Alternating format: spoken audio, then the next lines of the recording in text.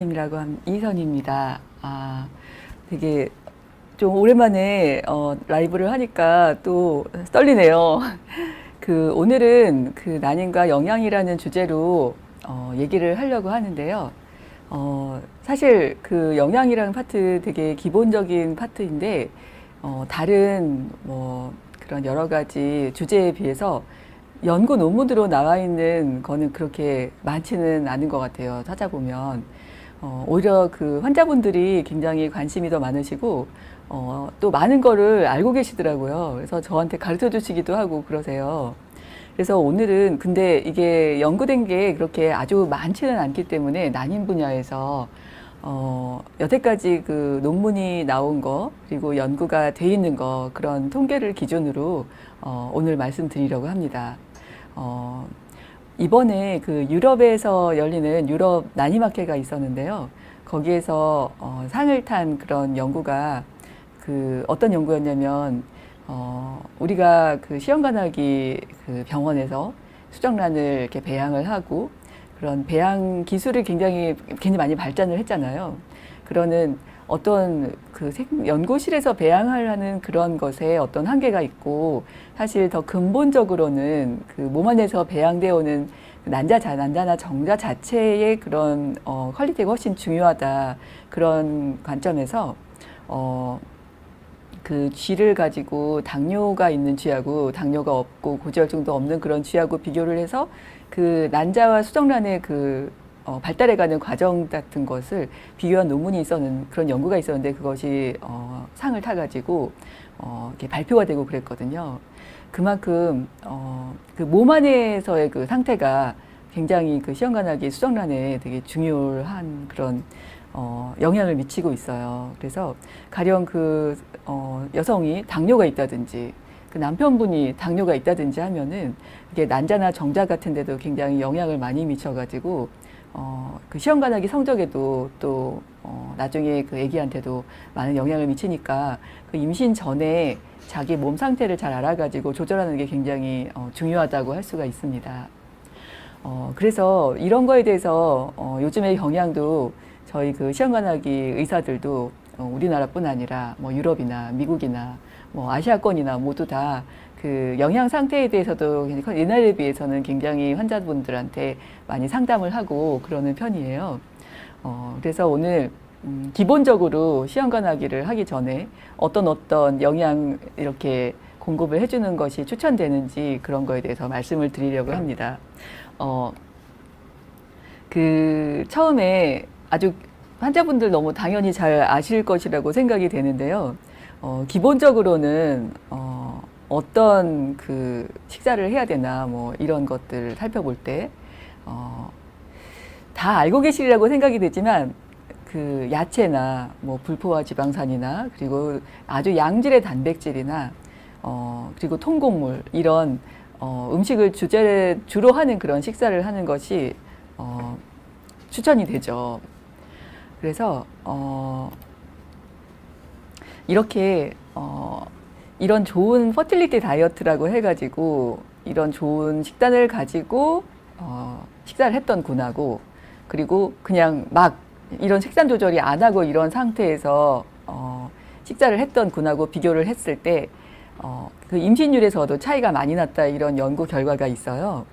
그래서 여기 보면은 2007년도에 너스 헬스 스타디라는 굉장히 대규모 스타디가 있었는데 이런 퍼틸리티 다이어트를 했을 때랑 안 했을 때 이렇게 했을 때 난임이 66%가 감소됐다는 그런 연구가 있었고요.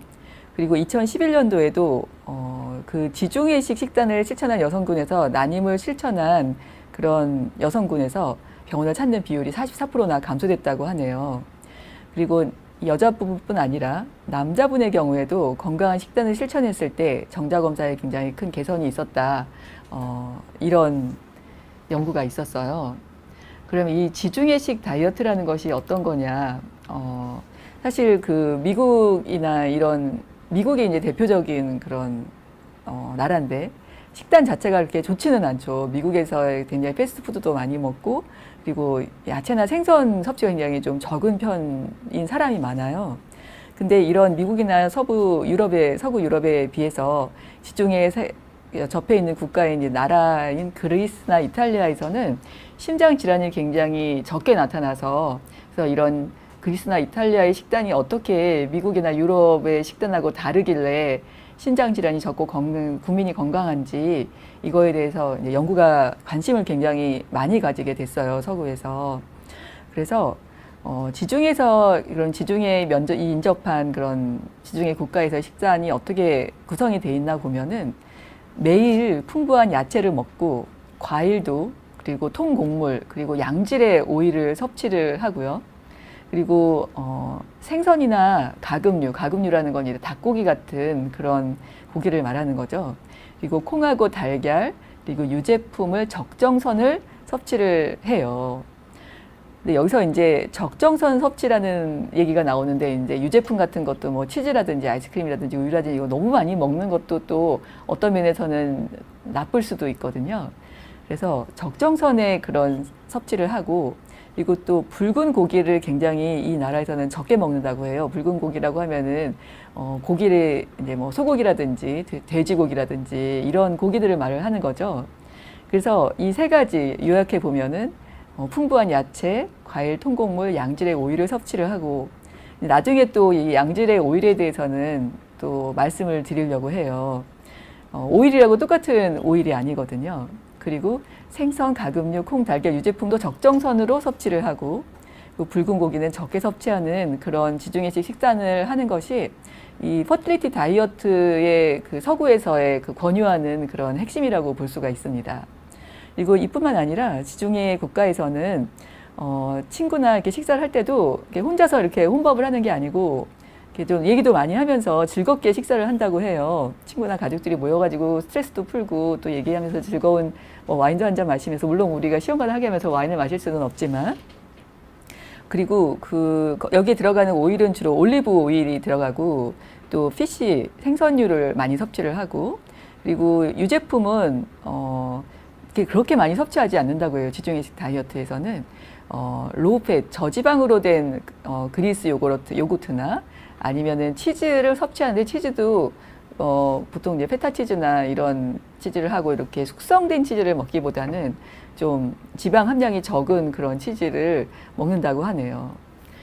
그래서 이런 우리나라의 그러면 전통적인 식단하고 비교를 해보면은, 물론 우리나라의 전통적 식단 굉장히 좋았는데, 이제 뭐 장아찌라든지 염분이 많은 그런 야채보다는 신선한 야채를 많이 먹는 것이 이제 우리 접목을 해보면은 그게 좀 차이가 있는 것 같고, 좀 우리나라가 굉장히 식단이 좋고 고지혈증이 없는 식단이지만, 염분은 좀 많잖아요. 근데 이런 양념을 많이 하지 않은 그런 식단이거든요. 지중해식 식단은 거의 그냥 있는 대로 먹는 거예요. 야채 같은 것도 거기에 살짝 올리브 오일 끼얹어서 먹는다든지, 고기 같은 것도 심하게 간을 하지 않고 그냥 뭐 닭고기 살짝 이렇게 데쳐서 먹는다든지, 뭐 이런 식으로 그렇게 간이 많이 들어가지 않는 그런 식단이니까, 우리한테도 이제 염분이 많이 섭취하는 것도 여러모로 혈압이나 이런 쪽으로 좋지는 않잖아요.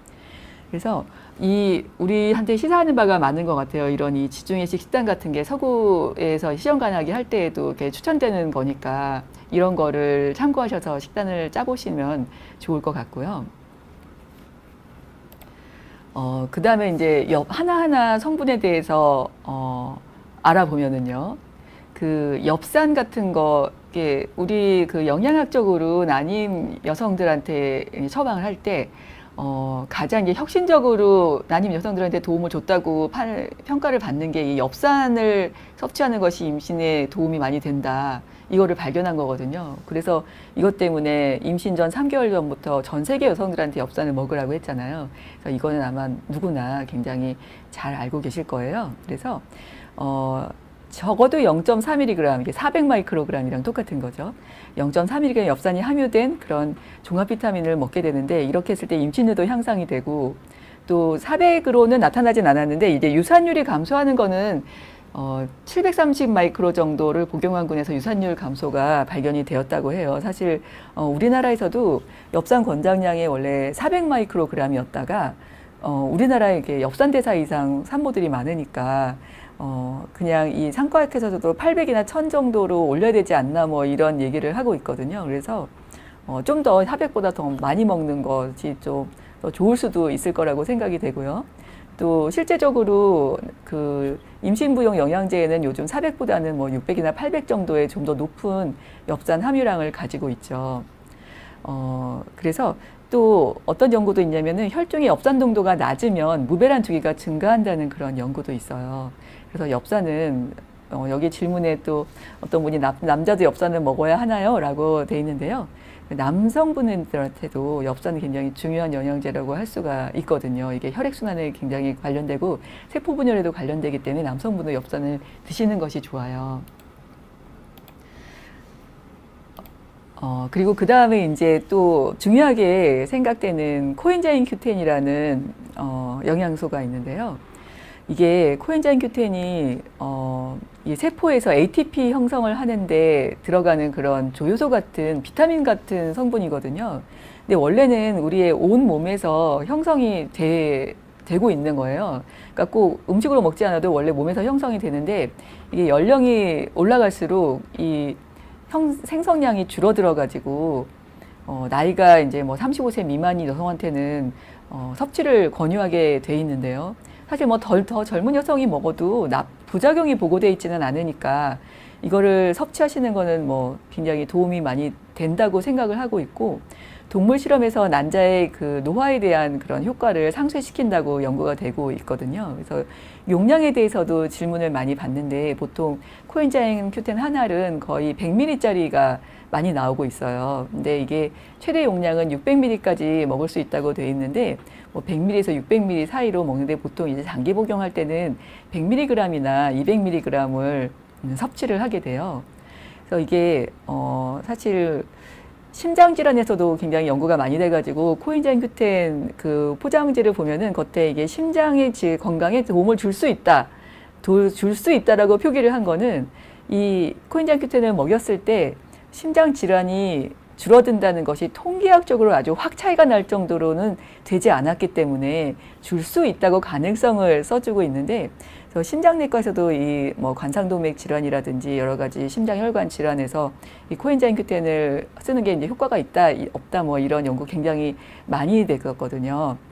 그래서 하여튼 이게 나이가 든 여성한테는 35세 미만 여성한테는 시험관 같은 걸 하실 때에는 보충을 해주시는 게 큰 도움이 될 것으로 생각이 되고, 사실 남성분의 경우에도 코엔자임 Q10을 드시는 게 정자의 개선에도 도움이 된다는 그런 얘기가 있으니까 드셔도 좋은 그런 영양소가 되겠어요. 사실 뭐 난임분이 아니더라도 그냥 일반 국민들한테도 코엔자임 Q10이 또 도움이 될 가능성은 충분히 있다고 생각이 됩니다.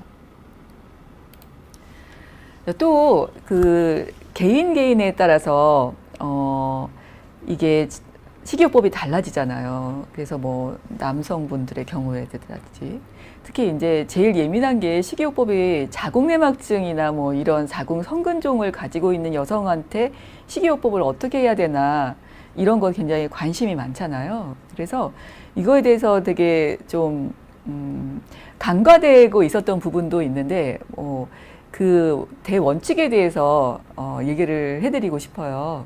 그래서 지금 자궁내막증이 이제 몸 안에서 원래는 자궁내막에 있어야 될 자궁내막 세포가 난소나 복강 내에 퍼져가지고 거기에서 이제 계속 출혈과 염증 반응을 반복적으로 일으키면서 그 안에서 흉터나 유착 그리고 난소 기능 저하 그리고 나팔관 기능 저하를 일으키는 그런 질환인데, 이게 특징적으로 우리 몸 안에서 이 복강 내에서 출혈과 염증 반응을 이렇게 거의 악순환을 일으키면서 계속 일으키거든요. 그래서 이런 염증 반응을 줄이는 그런 치료들이 거의 자궁내막증 치료의 원칙이라고 할 수가 있고, 그 치료 약들도 이런 여성 호르몬 대사를 좀 억제하고 그 염증 반응을 차단하는 그런 쪽으로 집중이 돼 있어요. 그래서 근데 그 치료 약물이 아니고 식품으로 그러면 어떻게 이거를 도움이 될 수 있을까? 이거를 살펴보면은요, 여태까지 연구가 된 바에 의하면 오메가3 많이 드시고 계시잖아요. 그러니까 오메가3가 이 자궁내막증 치료에도 도움이 된다고 합니다. 왜냐하면 이 오메가3가 이게 항염작용이 있거든요. 그래서 항염작용이 있는 오메가3를 먹으면은 좀 더 개선이 된다고 해요. 그래서 오메가3를 드시는 게 좋고, 또 트랜스 지방 먹는 거에 이제 가공식품에 많이 들어있죠. 트랜스 지방이. 그 옛날엔 식물성 오일이 좋은 줄 알고 마가린 같은 거를 많이 먹었어요. 저 어렸을 때도 굉장히 많이 먹었어요. 몸에 좋다고 해서 버터보다 몸에 좋은 줄 알고 먹었는데, 또 최근에 여성들은 다 알고 있잖아요. 버터보다 더 나쁜 게 트랜스 지방이라는 거를. 인위적으로 식물성 오일에다가 수소를 첨가해서 경화를 시켜가지고 만들었더니 이게 더 혈관을 막는 효과가 더 많다는 거죠. 근데 이 트랜스 지방도 이 자궁내막증을 더 악화시킨다는 보고가 많아요. 근데 사실 이게 이런 쿠키나 빵, 이런 과자 같은 거를 많이 만들기 위해서는, 이게 바삭한 식감을 만들기 위해서 이 트랜스 지방이 되게 쇼트닝 같은 거 필수적이잖아요. 그래서 우리가 여성들이 많이 먹는 후식, 케이크, 과자, 뭐 빵, 이런 거에 트랜스 지방이 많이 들어가 있거든요. 그 마트에서 파는 여러 가지 과자들. 하여튼 이런 것이 자궁내막증에 좋지 않으니까 트랜스 지방은 피해 주시는 게 좋고, 또 붉은 육류를 과다 섭취를 피하라고 돼 있는데, 이 아까 그 지중해식 식단에서는 붉은 육류를 많이 먹지 않는다고 돼 있잖아요. 그럼 붉은 육류가 왜 그러면 안 좋은가, 이거를 좀 생각을 해보면은요, 이 붉은 육류라는 거는 이제 소나 돼지 이런 걸 이제 사육을 하는데, 일단 그 붉은 육류에 들어있는 지방 자체가 좀 포화 지방산이 많아요. 그래서 이런 것들이 포화 지방산이 몸에 들어오면은 혈액순환이나, 그리고 고지혈증, 그리고 혈관 건강에 좋지가 않잖아요. 그리고 그 포화 지방산에 들어있는 여러 가지 환경 호르몬의 그런 위험이 있죠.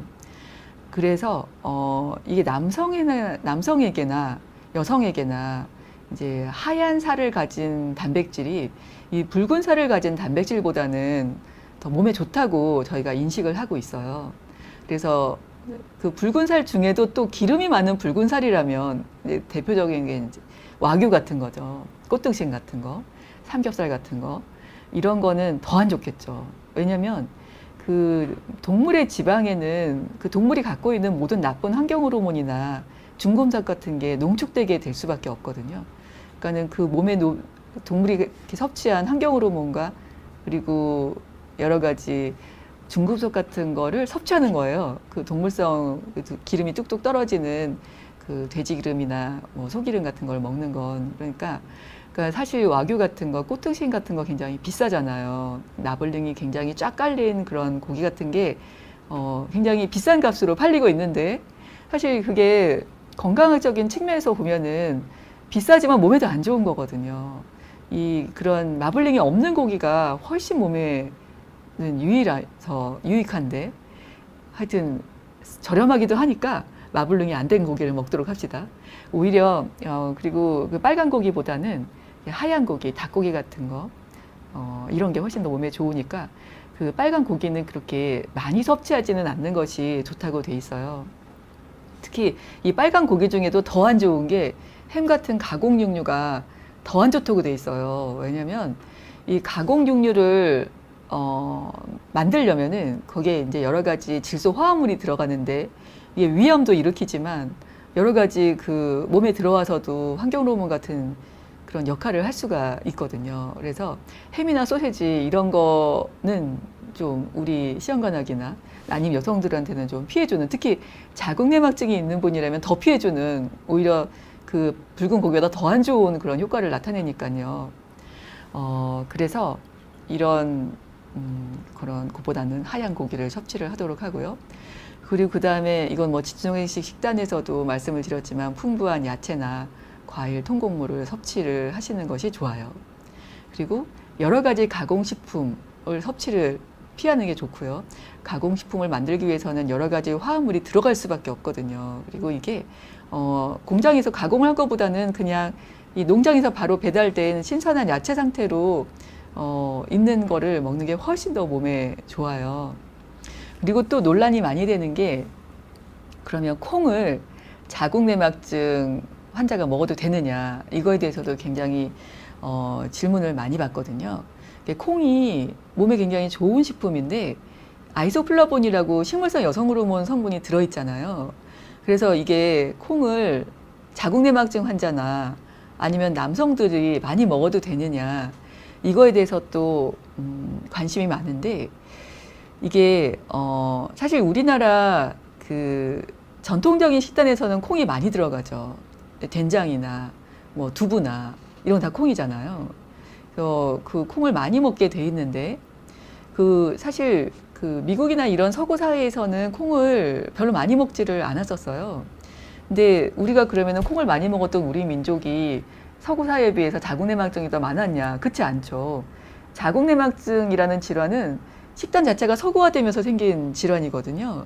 그러니까 사실 콩이 자궁내막증에 그렇게 딱 그것만 생각해봐도 별로 그렇게 많이 나쁠 것 같지는 않잖아요.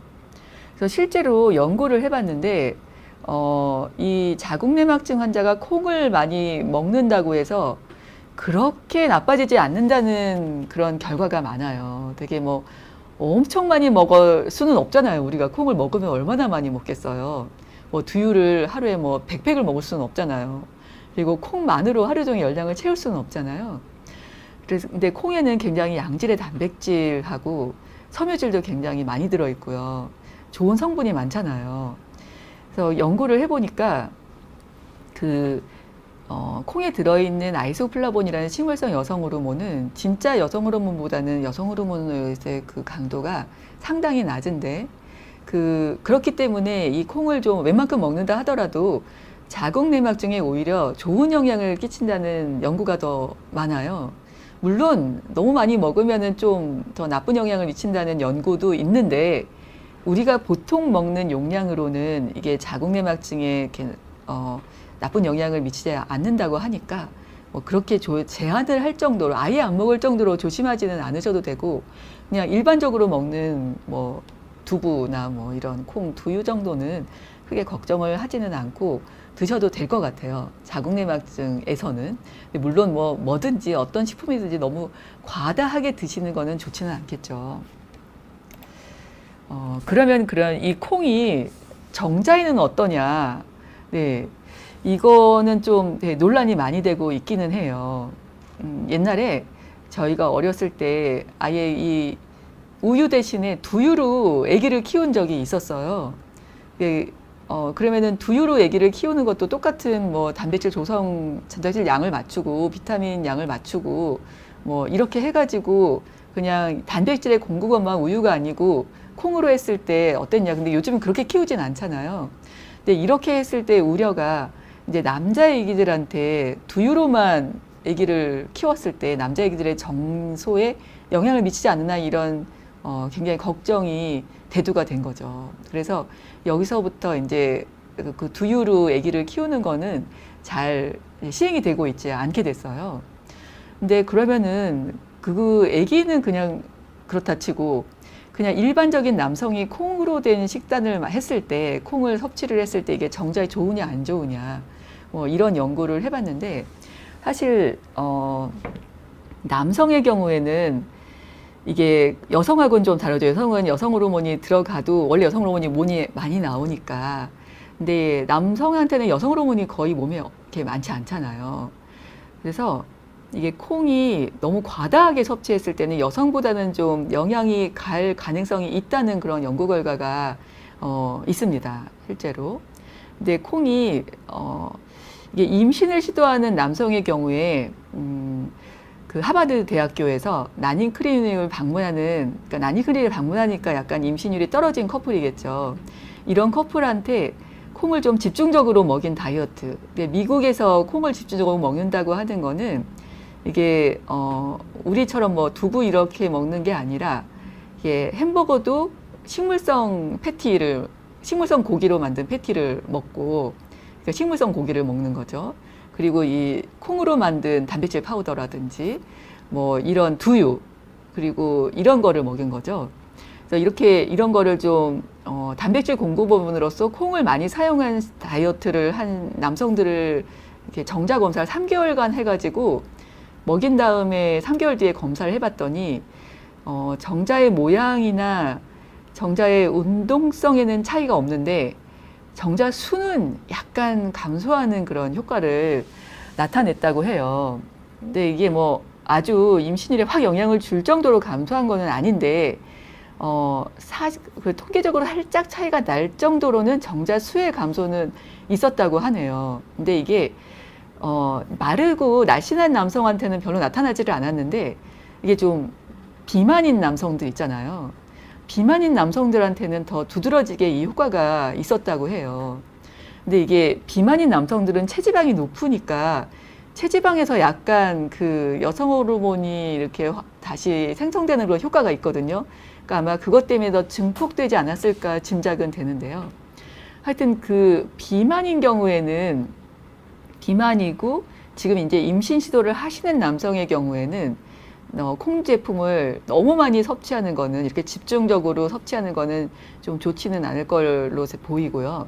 그리고 단백질 파우더를 먹을 때도 그 콩으로 만든 단백질 파우더를 너무 집중적으로 먹는 것보다는 좀 다른 소스로 만든 단백질 파우더를 먹는 게 좋을 수도 있다고 하는데, 실제로 단백질 파우더가 콩으로 만든 게 그렇게 많지는 않고요. 좀 유청 단백질이라든지 이런 걸로 만든 경우가 많은데, 하여튼 그렇습니다. 이게 근데 그런 게 그래서 이제 그럼 일본이나 우리나라는 콩을 미국보다 많이 먹잖아요. 그래가지고 그러면은 이게 콩을 많이 먹는 나라의 그 남성하고 콩을 많이 먹지 않는 나라의 남성하고 비교를 했을 때 그럼 정자수의 차이가 나냐? 그렇지는 않았거든요. 그러면은 뭐 우리나라 남성이 미국 남성보다 임신율이 낮냐? 그렇지는 않아요. 그러니까 이게 이렇게 집중적으로 먹였을 때 정자수에는 약간 감소를 보였지만, 이게 살짝의 차이는 보였지만 임신율에 그럼 차이가 났냐? 시험관하게 성적이 차이가 났냐? 그렇지는 않았거든요. 그러니까는 이렇게 뭐 크게 걱정을 하면서 그러면 난 남자 시험관 할 거니까 난 콩을 안 먹을래, 이럴 거는 아닐 거라고 생각이 됩니다. 그러니까는 비만인 남성의 경우에는 약간 뭐 너무 많이 먹지는 않게 하는 정도로 그렇게 조절을 하면 될 것 같고요.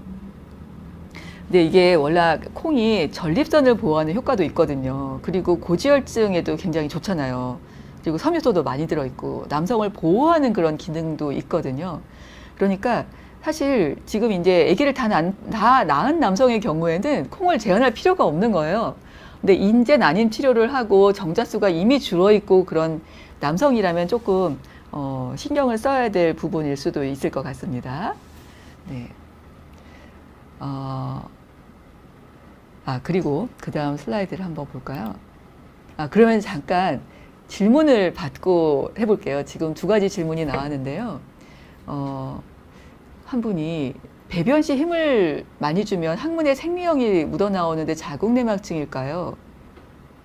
근데 이게 이 증상은 이게 사실 항문에서 피가 묻어나온다면은 거기에서 나오는 혈관 확장 때문에 피가 나올 가능성이 실제적으로는 더 많으니까 이 피가 어디서 나오는지를 판정을 해봐야 되는데, 그거는 뭐 항문외과라든지 이런 데서 진찰을 해보면 간단히 알 수 있을 것 같은데, 사실 배변 시 피가 나오는 거는 그 치질이나 이런 항문의 그 근처에 있는 혈관에서 나올 확률이 훨씬 많죠. 그러니까 그거랑 구분을 해봐야 될 것 같고, 실제로 그 직장에 생긴 자궁내막증 때문에 피가 날 확률, 그런 빈도는 그렇게 많지는 않아요. 생리 때만 나오신다고요? 근데 생리 때, 그 생리피가 거기서 나올 수도 있는데, 한번 그거는 직장경, 대장 내시경을 한번 해보시면은 판정이 될 것 같으세요. 또 한 질문이, 베지터리언, 그 채식주의자이신데 아예 육고기를 안 먹고 계신데요. 자궁 난자 생성에 괜찮을지 꼭 여쭤보고 싶다고 하셨어요. 근데 이 다음에도 여러 가지 연구 논문이 있잖아요. 근데 그 아예 육고기를 안 드시는 그런 베지터리언의 경우에 실제적으로 연구된 바에 의하면 살짝 좀 임신율이 떨어진다고 좀 돼 있는 논문이 있어요. 그래서 이게 아미노산 섭취 같은 것도 그 아미노산이 그 공급원에 따라서 되게 차이가 많이 나는데, 우리 다이어트의 대원칙이 골고루 먹어야 된다는 거거든요. 그러니까 내가 이걸 좋아한다고 해서 이것만 계속 먹은 거는 좀 그 영양소만 섭취될 게 많아서, 하여튼 그 논문상으로 보면은 제가 이제 과학적으로 설명을 드리는 거는 그 근거가 있는 거를 설명을 해드려야 되니까요. 그 아예 육고기를 안 드시는 베지터리안의 경우에는 살짝 좀 난소 기능이라든지 난자수 같은 거 그리고 동남포수에서 살짝 떨어진다고 돼 있기는 해요. 그러니까 좀 지금 임신을 시도하시고 그런 분이라면 좀 약간의 그 단백질 공급원을 다양화해 보시는 것도 특히 난소 기능이 좀 떨어진다고 한다면 좀 좋으실 것 같아요. 그리고 또 한 가지 질문이 서리태콩 매일 70알 정도 백두 파우더 우유에 타먹는데 이 정도는 뭐 괜찮으실 것 같습니다. 네. 그러면 그 다음에 또 질문을 받기 전에 네. 콩을 우리나라 일본이 콩을 미국보다는 많이 먹게 되죠. 네. 자, 그러면 그 다음에 또 주제는요. 유제품은 그러면은 그 정자에 괜찮은가 이런 건데요. 그러면은 자궁내막증의 정자는 괜찮은가? 유제품은 정자에 괜찮은가?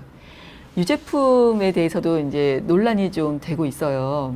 사실 우리나라가 유제품을 그렇게 집중적으로 많이 먹지는 않잖아요. 근데 그 미국의 경우에는 뭐 치즈라든지 이런 거를 많이 먹으니까 연구를 많이 했는데 사실 이게 그냥 우유가 그냥 요즘에 생산되는 우유가 예전에는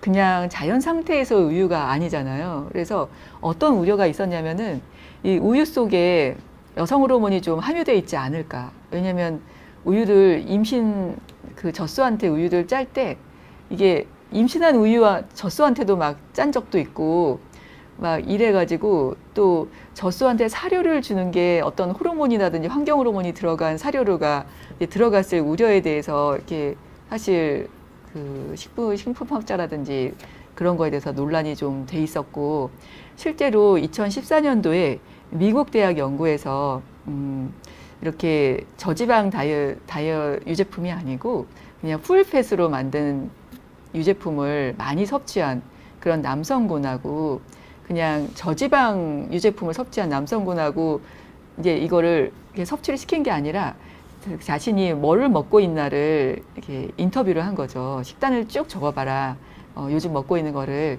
그래서 이거를 분류를 해봤더니 풀팻으로 만든 유제품을 많이 먹는 남성군에서는 정자수하고 운동성이 좀 감소됐었다. 이런 연구가 2014년도에서 미국에서 발표가 됐었어요.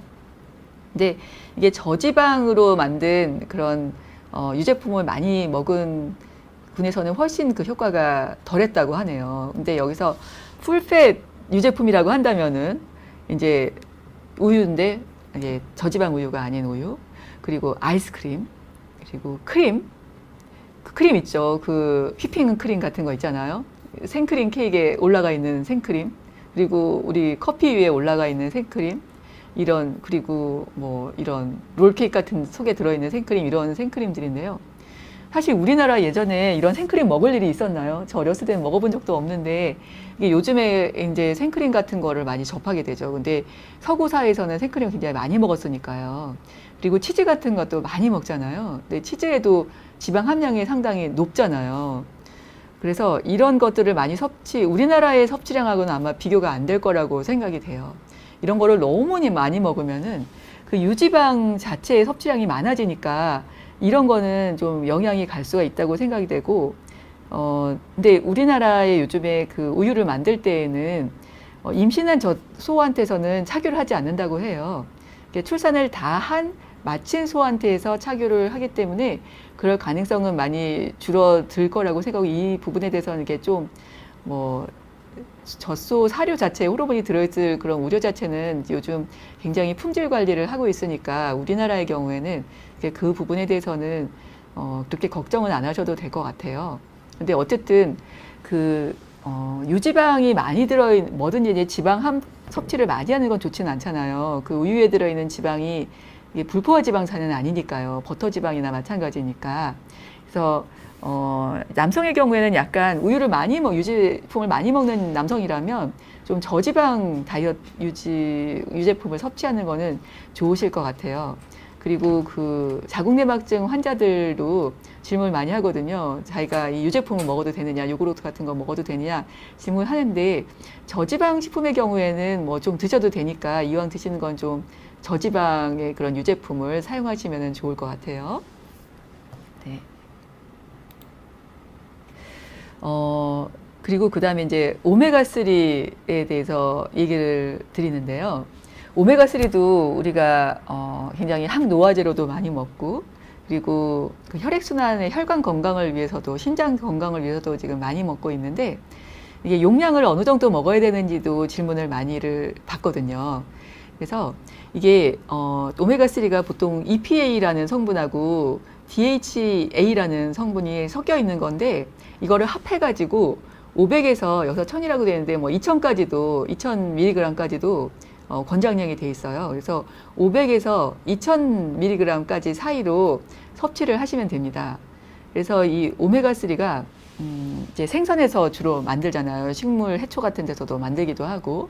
근데 오메가3의 그 섭취할 때 핵심은 이게 수은 같은 중금속이 적게 들어 있어야 되거든요. 그래서 양질의 오메가3라고 한다면 중금속에 덜 들어있는 오메가3를 말을 하는 거고, 그러자면은 이게 생선 같은 거를 만들 때 작은 생선으로 만든 것이 좋은 오메가3라고 할 수가 있어요. 그러니까 뭐 멸치 같은 거로 만든 게 가장 양질이라고 볼 수가 있는데, 멸치같이 작은 생선이나 아니면은 정어리 수준까지 뭐 여기까지는 되는데, 이제 나쁜 게 참치로 만들었다든지 연어도 좀 큰 생선이라고 치는 것 같아요. 그래서 참치로 만든 게 이제 좀 위험하고, 이제 에스키모들이 먹는 고래 같은 게 이제 가장 나쁘죠.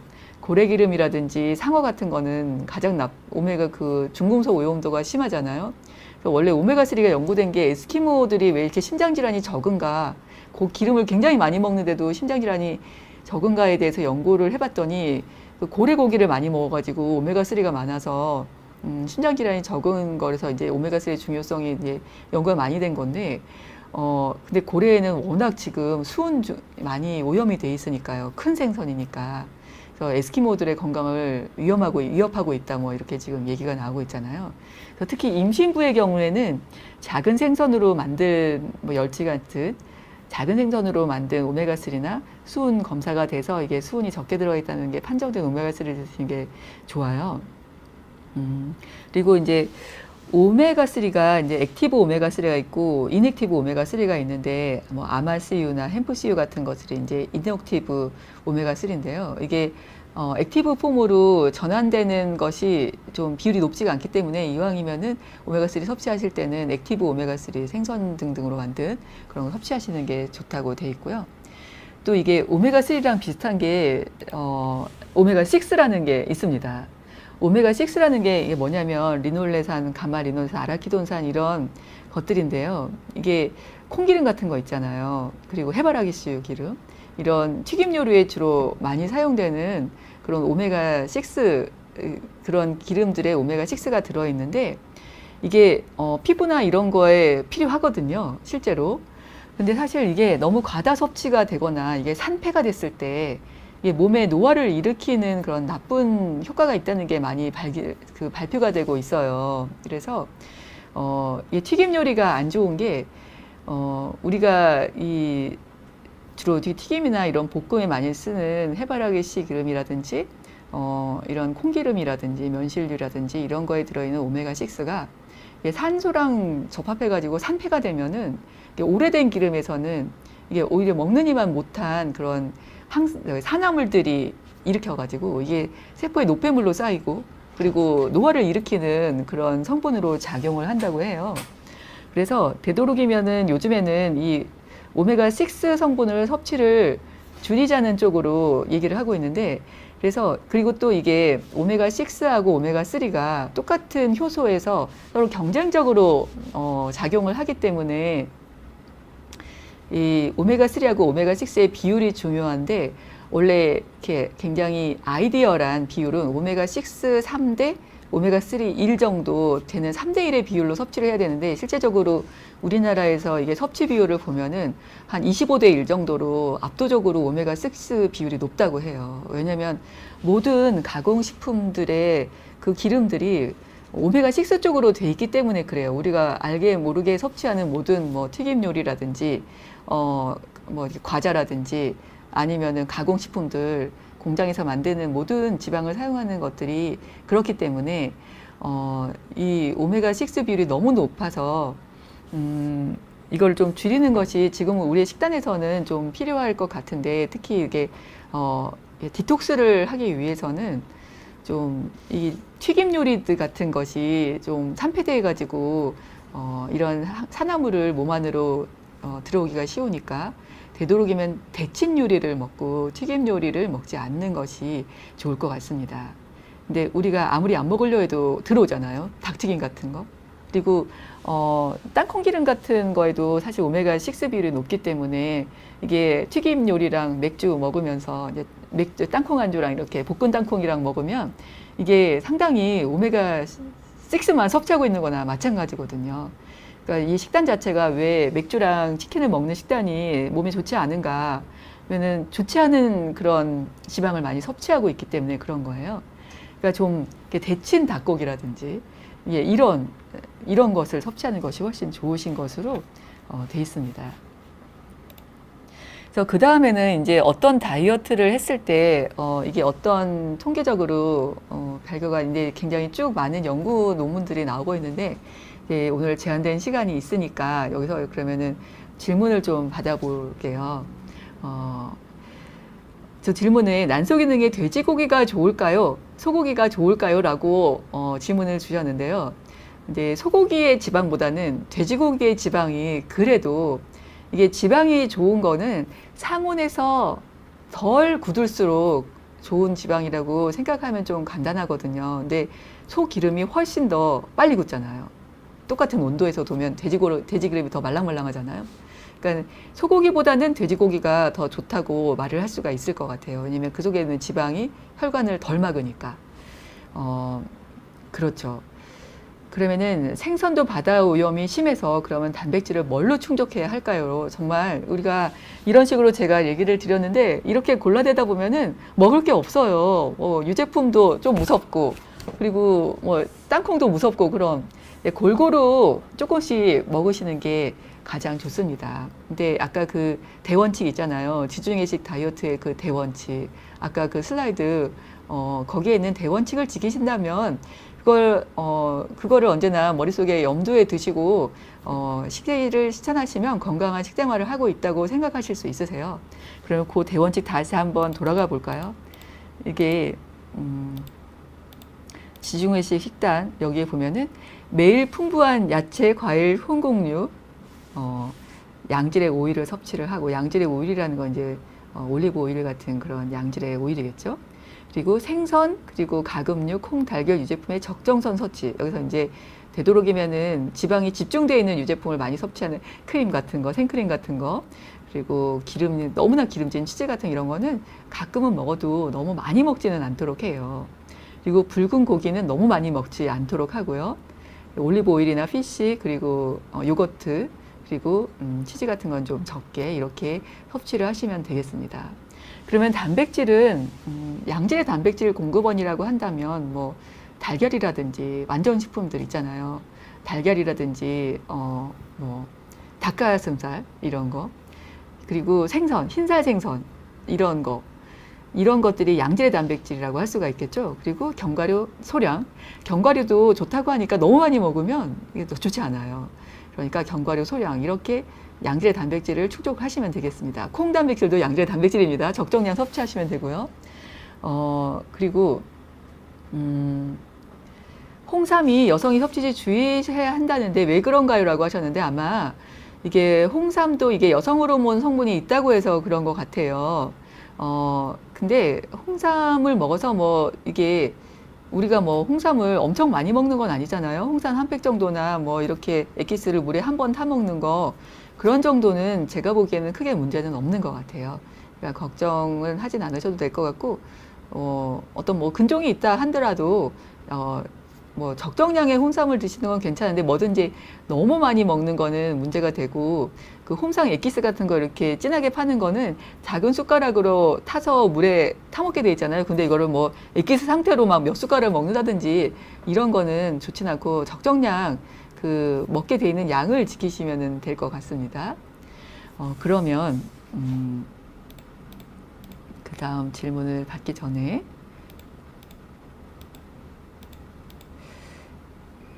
이거를 어떤 식품을 먹었을 때 그러면은 어떤 연구 결과가 있었나를 좀 말씀을 드려볼게요.